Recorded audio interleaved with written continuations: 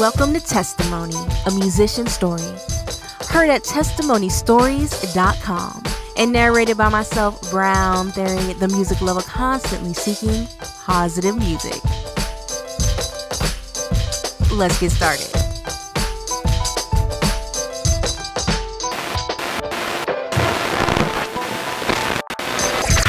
Put it up with it, the brakes done did it. Submitted it, committed, I'm ready to get all in it. If you like it, then you probably should admit it. If you don't, promise I won't be offended. I just fall on my face in repentance. I'm in love with the grace extended. We just wanna rock and make you smile, so do not attempt to adjust it down. When the brakes on, I like everybody like wow. Take no sister, jock my style. That's a tech, not a personal foul. I'm so be more, although I'm so proud. This is buddy, I learned that I'm a cutty from my man D-Mob. You don't know, you need to study. I'm back on my job, if you're rapping, then you're lucky. I'm the only black kid that don't know how to Dougie. But I stay on beat. I let the rhythm hit up, they accept defeat. You freak the girls, I'm a freak the beats, and I ain't never gonna stop till my life. If you have been a Christian hip-hop fan, then you should be familiar with the breaks. If you are a new listener, then you may be familiar with the Dream Junkies. Both groups have in common Beleaf, Melanin. Beleaf was born Glenn Henry on May 8th, 1985 in Baltimore, Maryland. On his dad's side, he has a sister that is 9 months younger. On his mom's side, he has a brother that is 9 years younger.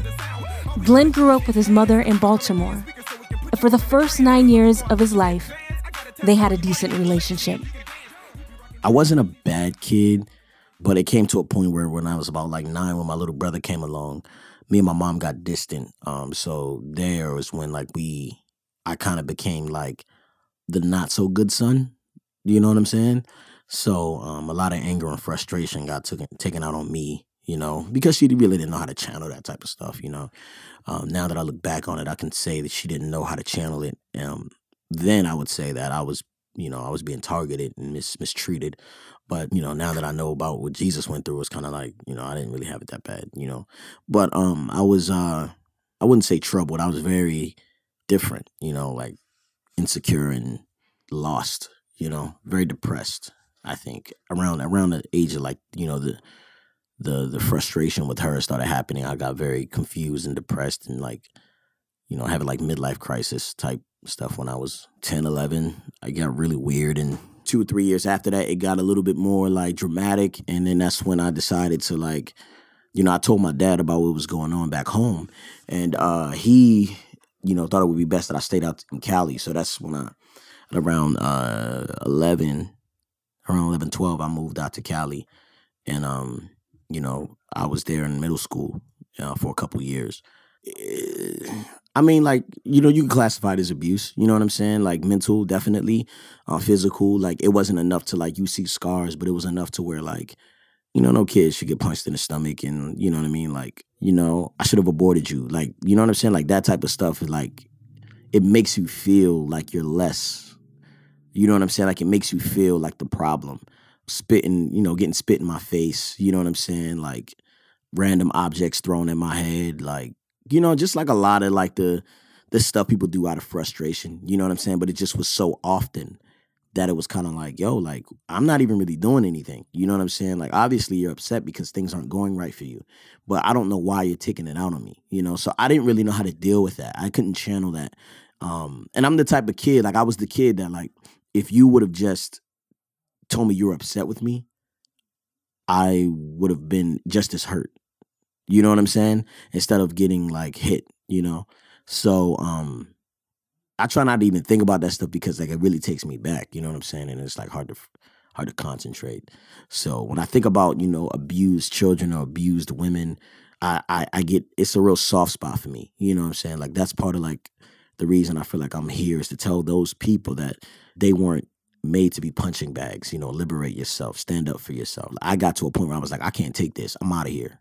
You're not going to hit me again. If you hit me, it's going to be a problem. You know what I'm saying? And I never hit her back. I would grab her and hold her and run out the house. You know what I'm saying? But it got to the point where I was kind of man, I can't sit up. I'm not going to deal with this. You know what I mean? Somebody has to stop you, And I'm still the same way. You know what I mean? My mom just saw her grandchildren for the first time in February. And that was a big step, but we still not on terms well because it's as a man, I don't know if I'm doing it right, but I feel like as a man, I have to protect my family, and I have to protect my children and myself. My mom's not really a bad person. I just think that, some people were raised differently, and she was raised a certain way. And she literally feels like, I'm still her child. Like I'm literally a child, but I'm much more than that at this point. Would you fly? Would you fly? How high? How high? Would you fly? Look, if you had... He hits your body harder than the kick knocks. It's like the 8th time he said he would stop. He tells you he loves you. I think not. I'm telling you, that's not the way that love rocks. Grandma told me tell you put some nickels in a sock and beat him in the sleep till his meat pop. I was thinking of something more direct, like a gun to his head or a knife to his neck. A reality check for his blatant disrespect. Something he can feel that is stitched into his flesh. Maybe I should let the Lord do the rest, but you refuse to put the law to the test. I know you're tired of putting makeup on your eyes and covering up them bruises with the same lies. My question is, do you even try? If you had wings, would you even fly? If you had wings. Young Glenn hoped moving to sunny California would brighten up his bleak existence. Me moving out for junior high helped a little bit. I got to spend some time with my dad.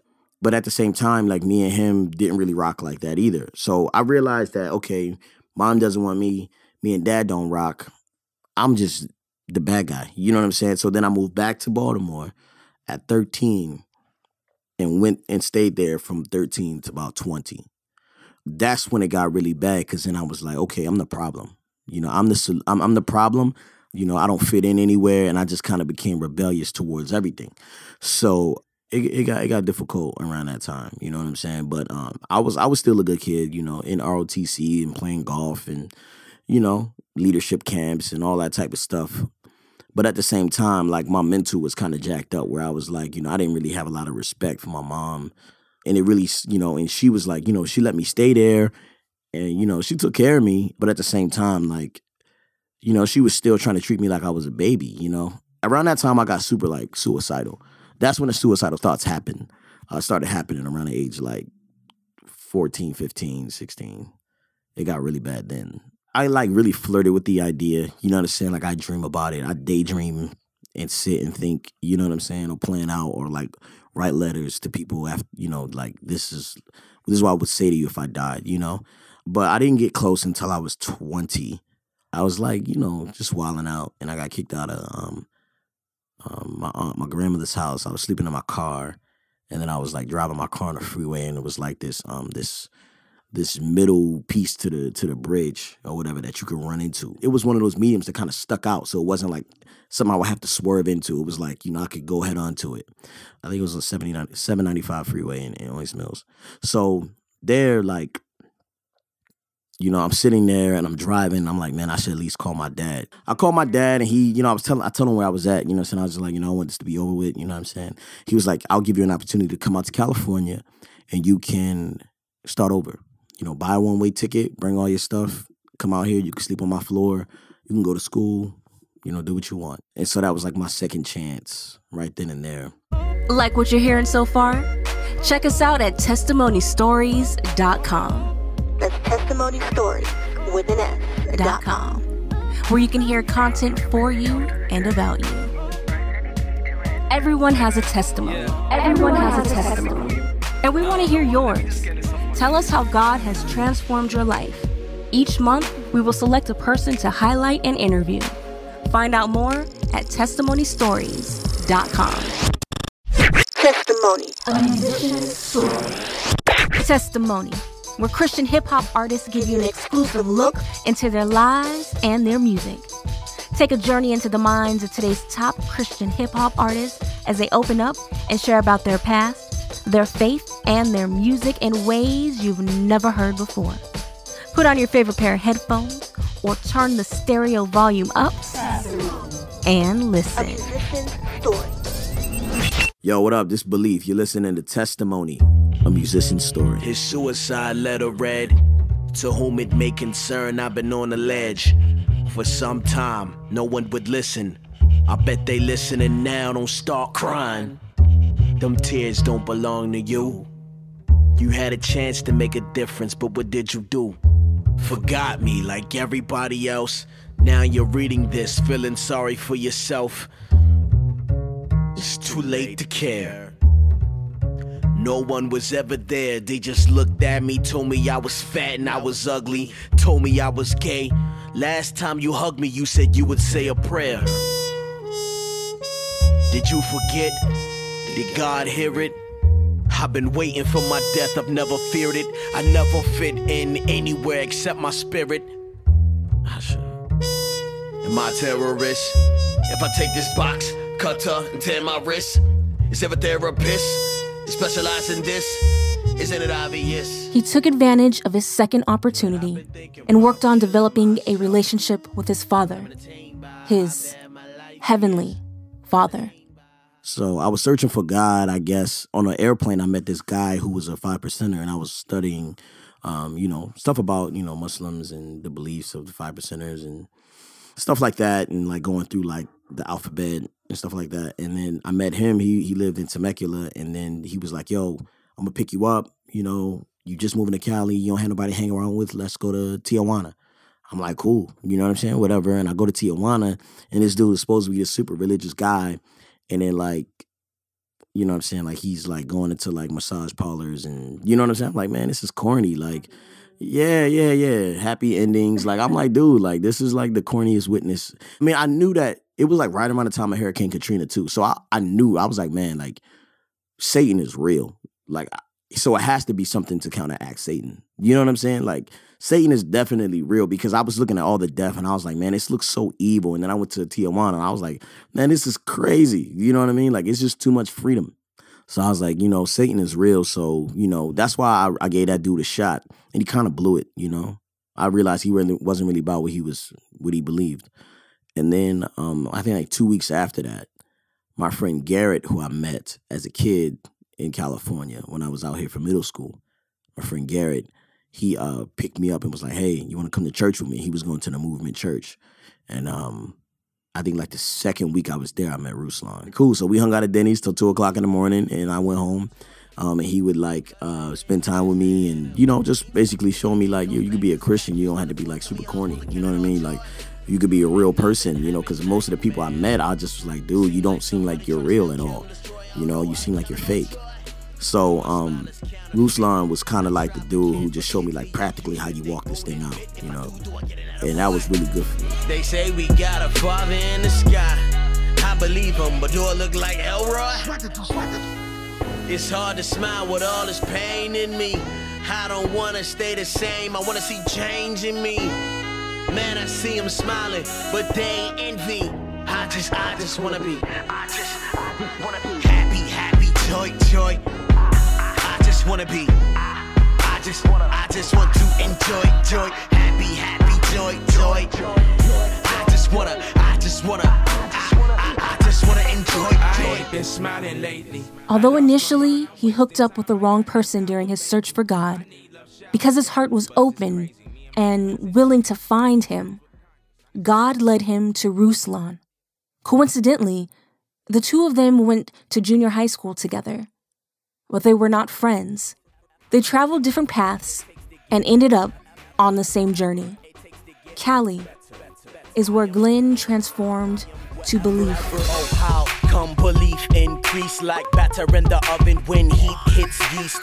Moving body weight, you could say I'm calisthenic, pushing plates, beating my body till it's ready, getting stronger, getting steady. I explode like confetti, but I'm quiet on this path. You can find me where he led me. I eat competition when I'm hungry. Let's just say they lucky that he fed me. Ha ha. I traded in being a beast for being belief, for being discreet, meek, and easier to teach, for being like the faithful, walking without seeing and looking in the mirror when I really feel like preaching. Call me Mr. Graceful. I ain't getting even. I am knocking atoms, apples off the trees and holding like the last day, cause I know I'm leaving. Fall like autumn and rising new seasons. I'ma do whatever it takes to get. Well, I believe melanin. When I was growing up as a kid, I kind of favored, for multiple reasons, I favored like the white race, and I like wanted to be white to be accepted. So around the time that, I was growing up and I started to get more like proud of who I was and understand that, like though I didn't have a choice to be black, I'm proud to be black, you know, and God made me black, you know, and, you know, I would wear that with confidence and I'd be proud of who I am. So I decided to change my name to Beleaf Melanin, like believe in the melanin. I mean, it had a lot to do with, you know, like, you know, growing up and just knowing that you were always just like another person, you know. And then I would come out to California and be treated differently, you know. And I grew up in Baltimore. And so it's also because, you know, like I had like self-esteem issues. You know, I never believed in myself. So whenever someone says belief, like it's like a reminder for me to believe in myself, you know. So that's kind of, I got issues. It was obvious, you know, it was obvious to me that I was different. And, you know, people would say, like, why is your butt so big? Or, you know what I'm saying? Like, why is your nose so wide? You know what I mean? It's like, I don't know. And just because, you know, you're a kid and you see, like, different color and you're like, oh, well, that's better, you know? So, I grew up, like, always, like, kind of, like, jealous, you know, of lighter complexions. And, you know, and then when I turned, like, 18, I'm like, man, black is beautiful, you know? Like, it's really, really beautiful. It's amazing that we have this color, you know? And it's just... You know, I love my skin, you know, and it took a while for me to know that. It took a while for me to learn that. I became proud of who I am, but then I got too proud. I was more of a militant, you know, racist, you know, like black person, you know, and dealing with a lot of racial issues, not liking white people. It went from like wanting to be white to hating white people, and then like to coming out here at 20, getting saved, and meeting Ruslan, who has a black girlfriend at the time. And I'm like, what in the world is going on here? You know what I'm saying? And so like that whole process really helped me like figure out like who I am. I'ma do whatever it takes to get better. Whatever it takes to get better. Better. I am whatever. Testimony. A musician's story. Testimony, where Christian hip-hop artists give you an exclusive look into their lives and their music. Take a journey into the minds of today's top Christian hip-hop artists as they open up and share about their past, their faith, and their music in ways you've never heard before. Put on your favorite pair of headphones or turn the stereo volume up and listen. A musician's story.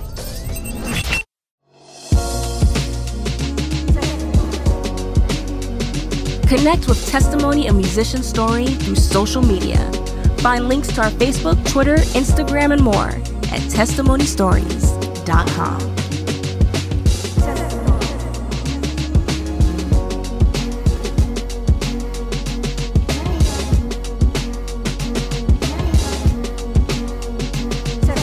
A musician's story.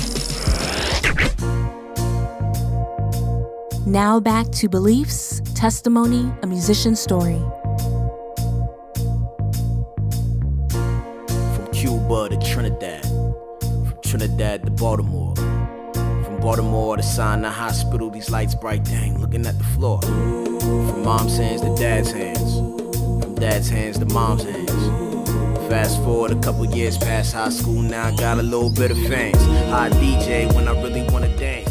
I started hanging around Ruslan and I was like cutting hair and taking pictures and carrying bags and stuff like that. Like I'm a hard worker, you know what I'm saying? Like I was just kicking it. And Ruslan was like, man, we really need a DJ. And I was like, so? You know what I'm saying? He was like, yo, I really want you to DJ. You could be our DJ. You could be on stage with us. You know, I'm like, so? Like, I don't care. You know what I'm saying? Like, I want to be on stage with you. Like, like, you know what I mean? Like, who are you? You know? And I was just like, nah, bro. And he was like, okay, well, just take these turntables and, you know, figure it out. And he had like the wackest turntables ever. There's like the $100.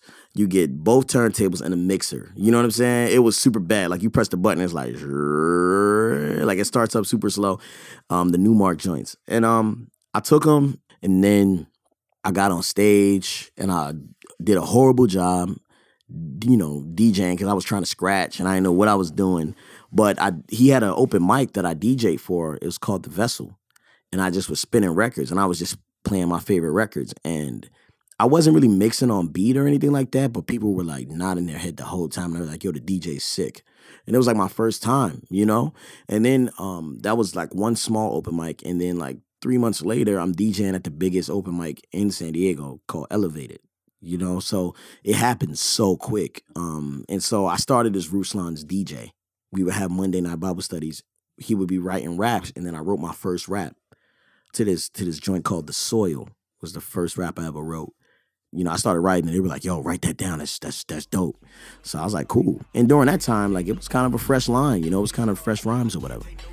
So, yeah, that was the beginning of the rap thing. In the midst of developing as an artist, Beleaf got married and had 2 kids. So, being that he had a difficult upbringing, how has his new responsibilities changed him?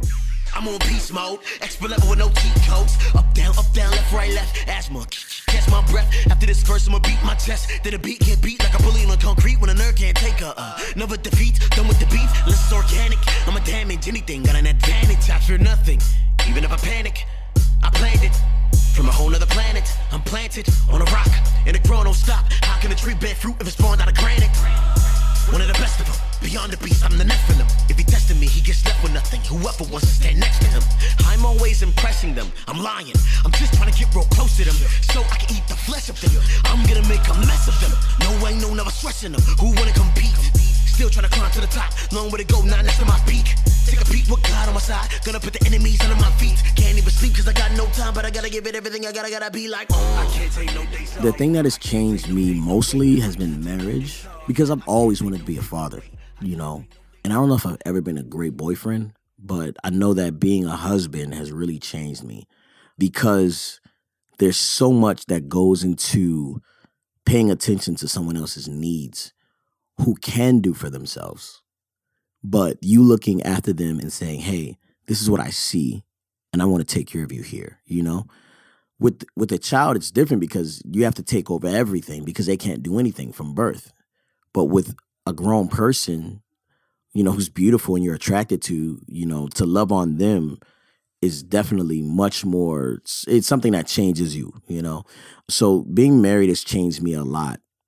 It's made me more responsible. It's made me more attentive. It's made me more loving and caring and forgiving.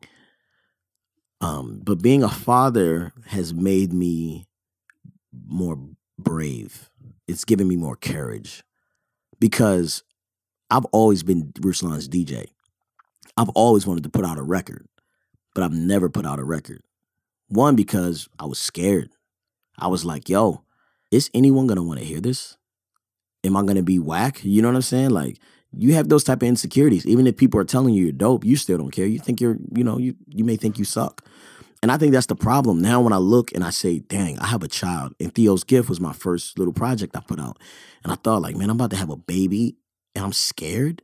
Like, I don't want my son to be scared of anything. Like, I want him to be able to do anything and to conquer that, like, to conquer the stage, to conquer any fear. I have to be able to live that before I can tell my son to do it, you know? So it has changed me completely. Like, marriage has changed me, and then, you know, and it's not like it's changing me. I'm literally digging deeper into myself and finding myself, you know? Like, you know, marriage, like, has dug into my heart. You know what I'm saying? Like, my head and my heart. But fatherhood has dug into the pit of my stomach and made me aggressive and turned the butterflies, you know what I'm saying? Like, you know, into scorpions. You know what I mean? Like, I have become fearless and powerful. I have new reason to live. Testimony. Testimony, where Christian hip-hop artists give you an exclusive look into their lives and their music. Take a journey into the minds of today's top Christian hip-hop artists as they open up and share about their past, their faith, and their music in ways you've never heard before. Put on your favorite pair of headphones or turn the stereo volume up and listen. A musician's story. Everyone has a testimony, and we want to hear yours. Tell us how God has transformed your life. Each month, we will select a person to highlight and interview. Find out more at testimonystories.com.